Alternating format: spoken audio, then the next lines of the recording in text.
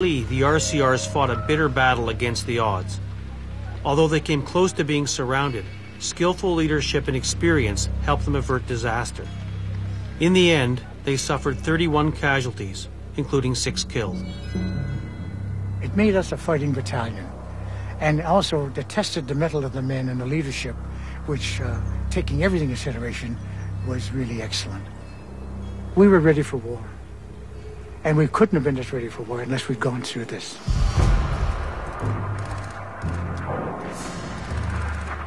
The next day, attacking with overwhelming numbers and air support, Shaili falls to the Americans.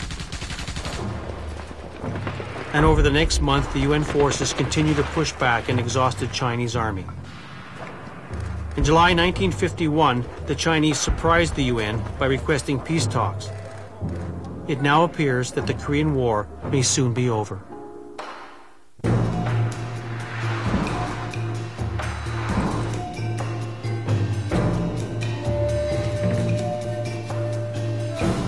We're on the road to Panmunjom, which is the joint security area, which is where North Korea and South Korea actually meet. And it's there that they try to negotiate any changes or issues that take place even today. It was also the location of the peace talks back in the fall of 1951.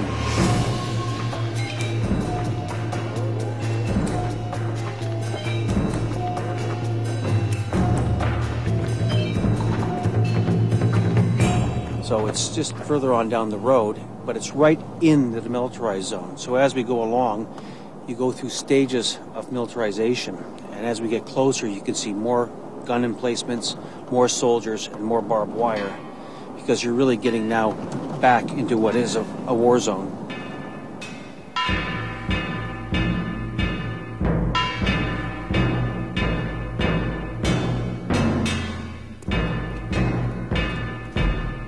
This is the joint security area at Panmunjom, and this is where the peace treaty negotiations took place during most of the Korean War. Today, this is still the front line between North Korea and South Korea. You can see the North Koreans are literally across that concrete slab to the other side. And you're being watched at all time. In fact, there's a North Korean right behind me with the binoculars and that guard post over there watching us very, very closely. And of course, in this building, it's built across the military demarcation line, which is the actual border between North and South Korea. And that's where they have their conferences, and we can go in there and have a look. It's got quite a history.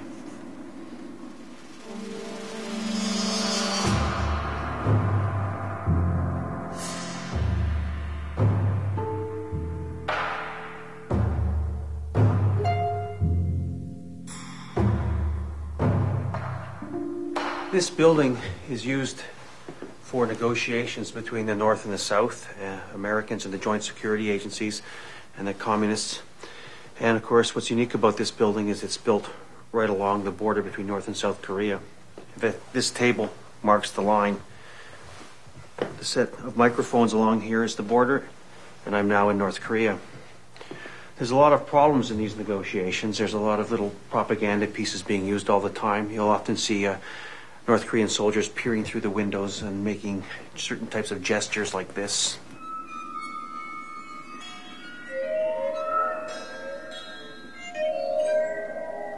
This is another example of how the North Koreans try to irritate the South Koreans. Both sides cannot occupy this building at the same time, so they have to bolt at one end or the other. So this door leads to the north. So when the South Koreans go to leave, a soldier has to come back here and unbolt it. And in the past, the North Koreans have waited for that and tried to grab the soldier and pull him through into North Korea. So now a second soldier has to hold this position and hold the other soldier by his belt as he undoes the bolt. But the difficulty in dealing with the communists has been going on for a long time. This goes back to the Korean War, where the negotiations were taking place in this area, and they would break down and then men would die. And one of the situations in '51 is the communists went to the table as a delaying action, which would allow them time to regroup their troops, bring up more troops, and then launch further attacks on the UN forces. In the fall of 1951, the peace talks break down, and in an effort to restart the negotiations, the UN resumes its offensive. the Canadians advance quickly through the rugged Korean terrain and capture a series of hills east of the Samichon River Valley.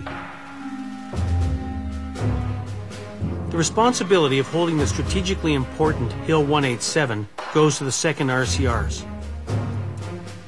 The men dig in, wire positions, and construct outposts on the many spurs that extend into no man's land.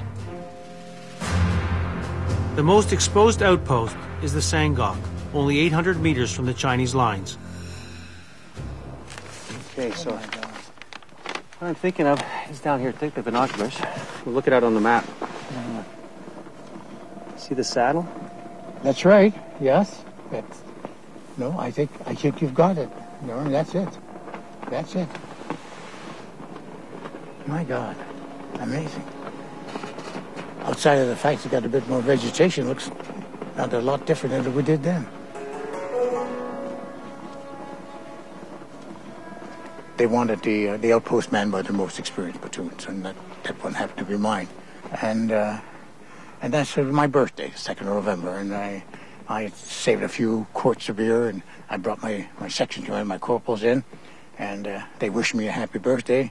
And it was about 7:30, quarter to 8, and Jack Sargent, with my senior corporal, he was going to return to his position. He suddenly shouted, and he yelled, "Hey, boss, they're coming."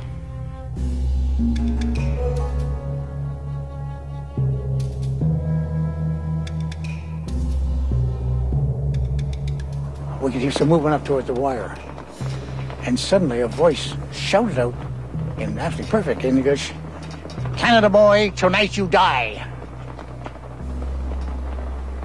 I got kind of startled. I said, "Well, come and get us, you son of a bitch." And they did. My signal said, "They're just over to the left." And there were 3 of them running right towards me. I had a flare pistol and my 9mm Browning. I shot 2 of them with my 9mm and 1 with the flare pistol. I put a new mag in my 9mm, and then suddenly they charged us through the same gap again. And there was a bugler standing there, oblivious to anything, blowing away, and he was moved within 10 feet. And I shot the bugle right to the back of his neck. It was a terrible thing, but there it went. But we didn't hear any more bugle calls from there. Suddenly Jack Sargent reported, "They're coming in on me."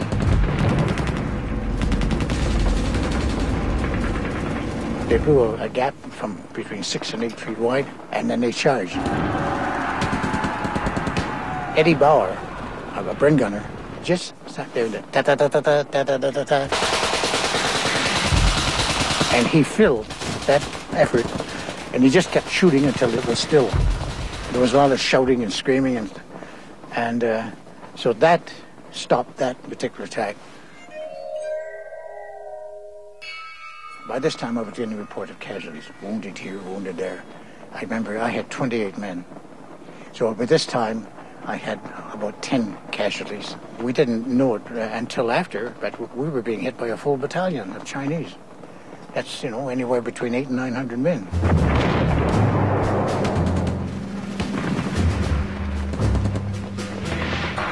So I reported back that we're running out of ammunition.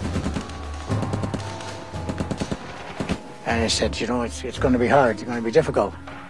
And suddenly a voice came booming on an effort. "This is Big Sunray." It was the brigadier. He said, "Ed, you've got to hold. You're the cork in the bottle." I said, "I'll do the best I can, sir."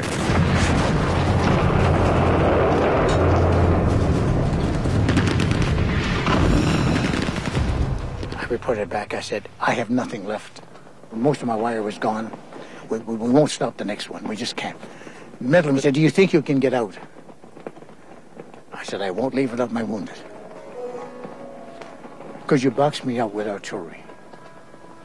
Then it was just a matter of moving out of the wire, and then I called in the stonk, and they started hammering the position.